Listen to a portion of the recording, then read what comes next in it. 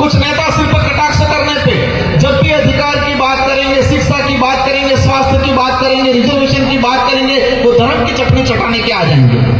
लेकिन चिंता मत करो, उबाल आएगा, हर घर से क्रांति जगेगी। और हम इन 1 साल के अंदर ऐसा करने वाले हैं कि रिजर्वेशन क्या है, आरक्षण क्या है, कैसे रिजर्वेशन प्रावधान हुआ, कितना मिल रहा है, कितना मिलना चाहिए, ये पर्चा बढ़ा के हर घर पे चिपकाएंगे बाहर। आज विधानसभा के तहत लग रहे कॉलेजों में, आज मेडिकल में प्लेसमेंट एजेंसी के तहत कंपाउंडर डॉक्टर लगने शुरू हो गए। डॉक्टर कंपाउंडर तो ठीक है, दिल्ली के अंदर आईएएस भी बिना एग्जाम के बन रहे हैं। आज रिजर्वेशन पॉलिसी खत्म कर रहे हैं। अगर आरक्षण देना चाहते तो लड़ाने का काम क्यों कर रहे हो? बंटवारा होना चाहिए क्षेत्रीय आधार पे, क्योंकि ये कैसे चाह रहे हैं, मीणा अलग हो जाए, भील अलग हो जाए, डामर अलग हो जाए, शहरी अलग हो जाए, गरासी अलग हो जाए। अब ये बता दिया जाए मुझे, प्रतापगढ़ का हमारा भाई जो आहारी है, डूंगरपुर में भी आहारी है, डूंगरपुर का आहारी भील लगाता है, यहाँ का आहारी मीणा लगाता है, कि यहाँ का आहारी जो मीणा लगाता है वो कोरोली सवाईमाधोपुर के भाइयों से कंपटीशन कर पाएगा? अज्ञानता वंश या षड्यंत्र के तहत या किसी भी तरीके से जो हमारे यहाँ भील समुदाय का इसका मीणा लिखा गया, इसका पहला संशोधन किया जाए। बांसवाड़ा में कार्यक्रम हुआ पहला, और सेकंड कार्यक्रम अपना प्रतापगढ़ जिला मुख्यालय पे, मैं मंच पे हमारे जो महापुरुष जिनकी प्रतिमाएं तस्वीरें जो लगी हुई है, इनको नमन करना चाहूंगा। इनको नमन करते हुए मैं मेरी बात को शुरू करना चाहूंगा। आज जिस बात को लेके हम यहां पर एकत्रित हुए हैं, जिस समस्या को लेके हम यहां पर एकत्रित हुए हैं, अनुसूचित क्षेत्र आरक्षण मोर्चा, तो ये मंच पे जो हमारी जो प्रतिमाएं लगा रखी है,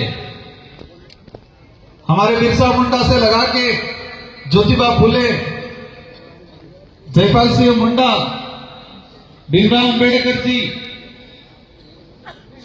जिस आरक्षण की अपन बात कर रहे हैं, जिस आरक्षण की अपन लड़ाई लड़ रहे हैं, इन महापुरुषों की देन है जो संविधान के अंदर सम्मिलित हुआ 5वीं अनुसूची।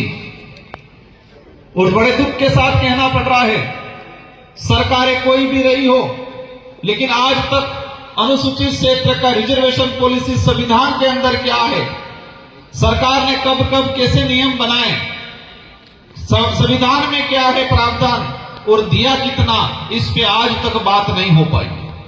बात इसलिए नहीं हो पाई है क्योंकि हमारा क्षेत्र भोला भाला रहा, हमारे यहां की जनता हर किसी की बात पे विश्वास करने वाली रही, शिक्षा की कमी रही, हमें संविधान का ज्ञान किसी ने नहीं दिया, जो 1950 में बना उसकी बात किसी ने नहीं की।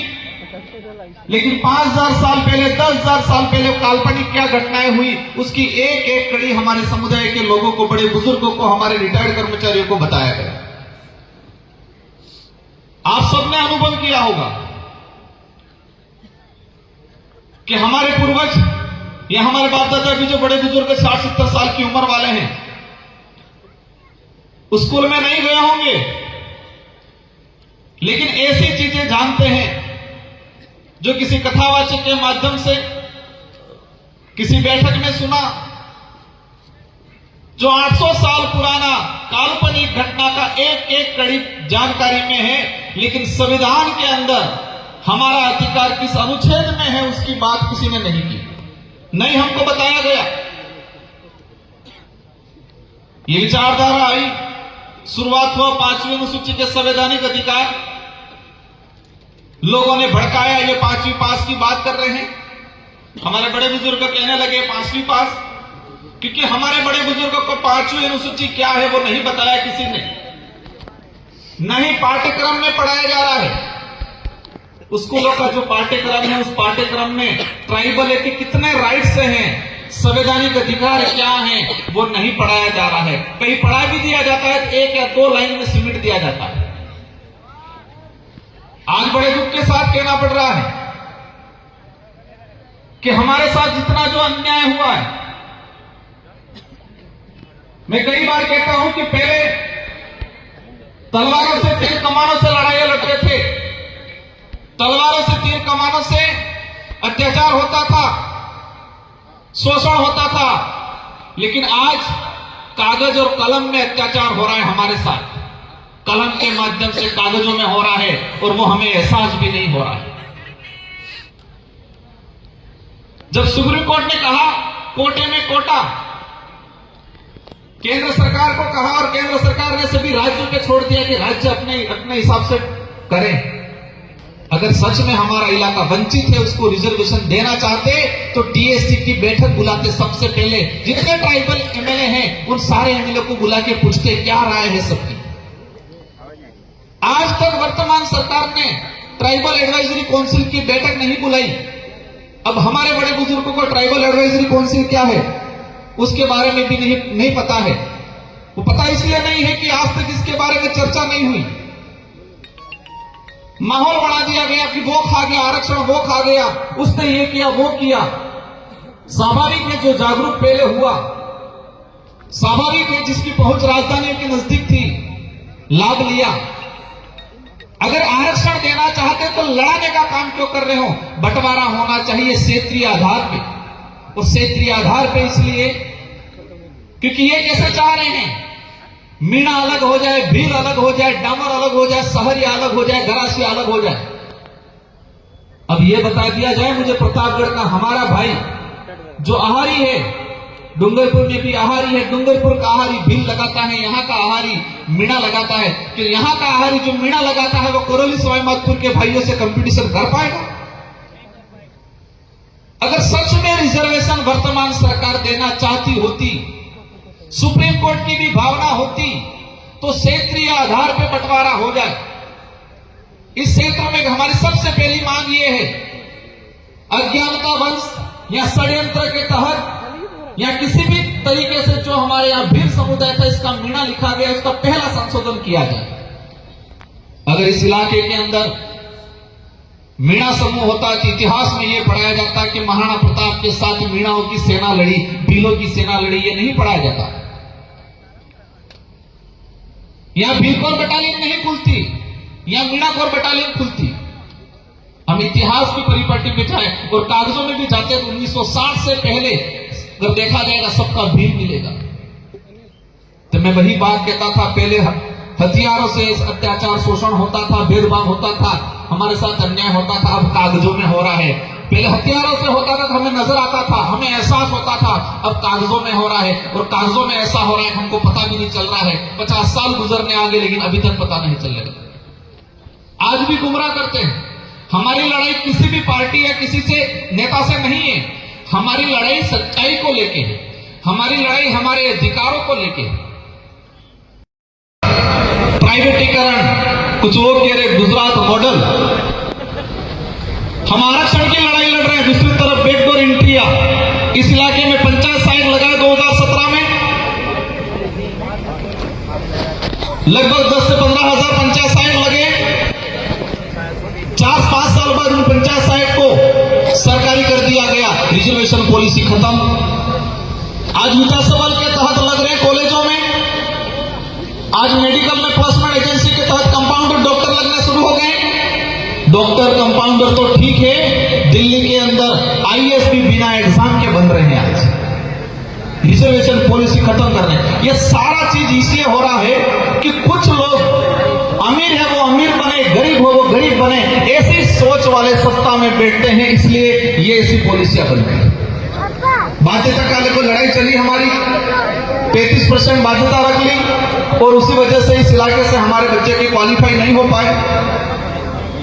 कुछ कमियां हैं हम मानते हैं, उसमें हम लोग भी सुधार करेंगे, लेकिन कम से कम अवसर तो मिलना चाहिए, और अवसर देने की जिम्मेदारी सरकार की है। और हमारे वर्तमान में देखा गया है, मैं इस मंच से नहीं कहना चाह रहा था लेकिन बात निकल गई, इसलिए कुछ नेता सिर पर कटाक्ष करने पे, जब भी अधिकार की बात करेंगे, शिक्षा की बात करेंगे, स्वास्थ्य की बात करेंगे, रिजर्वेशन की बात करेंगे, वो धर्म की चटनी चटाने के आ जाएंगे हर मुद्दे पे। जब भी इस इलाके का कोई भी नेता, आम जनता अधिकार की, स्वास्थ्य सुविधाओं की बात करेगा, रिजर्वेशन की बात करेगा, न्याय की बात करेगा, धर्म की चटनी चटाना आ जाती है।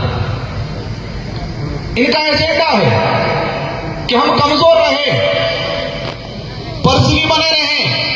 ये नहीं चाहते हैं कि गरीब आत्मनिर्भर बने, क्योंकि गरीब आत्मनिर्भर बन गया तो उनकी राजनीतिक रोटियां सेकना बंद हो जाएगा, क्योंकि फिर आत्मनिर्भर बन गया तो वो सही गलत का फैसला करना लगेगा, सवाल जवाब करेगा। इसलिए सारे साथियों की जिम्मेदारी है कि ये लड़ाई मेरे अकेले की, इस मंच पे विराजमान ये जो जनप्रतिनिधि हैं, जो विधायक जी, इनके अकेले के नहीं है, हम सब की लड़ाई है और उस लड़ाई को संवैधानिक तरीके से लड़ना है। कुछ लोग सोचते होंगे कि संगठन चल रहा है, रैलियां निकाल रहे हैं, क्या होगा, लेकिन चिंता मत करो, उबाल आएगा, हर घर से क्रांति जगेगी। और हम इन 1 साल के अंदर ऐसा करने वाले हैं कि रिजर्वेशन क्या है, आरक्षण क्या है, कैसे रिजर्वेशन प्रावधान हुआ, कितना मिल रहा है, कितना मिलना चाहिए, ये पर्चा बना के हर घर पे चिपकाएंगे बाहर, हर घर के बाहर। हर घर में पैदा हुआ बच्चा जिस दिन समझदार हुआ, जिस दिन बोलना सीखे, उस दिन जिस दिन समझदार और बोलना सीखा, उस दिन से ही अपने अधिकार को जानने लग जाए। ऐसी क्रांति लाने का अपन सब मिलकर काम करेंगे, क्योंकि उन्होंने अंधकार में रखने का काम किया है, हमारे अधिकारों पे पर्दे डालने का काम किया है। इसलिए हम मुहिम छेड़ेंगे अपन सब मिलकर, आप सबके साथ सहयोग से, जो घर में बैठे हैं, क्योंकि आज माहौल बना हुआ है, किसी सरकारी कर्मचारी के परिवार से कोई यहाँ पर आ जाए तो उसका ट्रांसफर हो जाता है कहते हैं। पर एक बात समझना, जितने नेता, कर्मचारी, अधिकारी को जो न्याय की बात करता है, जो समाज की बात करता है, जो अधिकार की बात करता है, उस कर्मचारी को ट्रांसफर परेशान करने का काम करते हैं। लेकिन जो नेता, जो अधिकारी कर्मचारी को जो न्याय की बात करता है, उसको परेशान करते हैं, उन नेताओं के बच्चे, मैं कहना चाहूंगा कम से कम तुम्हारे बच्चे उस काबिल बनाओ जिस अधिकारी को, कर्मचारी को परेशान। तुम्हारा बच्चा तो बनाओ एखादा कर्मचारी, अधिकारी। जितने नेता परेशान कर रहे हैं, इन सारे नेताओं का देख लो कि उनके बच्चे क्या कर रहे हैं। जिस गरीब घर का व्यक्ति मेहनत करके नौकरी लगा है, उसको तुम परेशान कर रहे हो। कम से कम तुम्हारे बच्चे को तो बना के दिखाओ एक बार, कम से कम उस काबिल, फिर पता चलेगा कैसे तकलीफ होती है, कैसे बनता है, कितना पसीना आता है।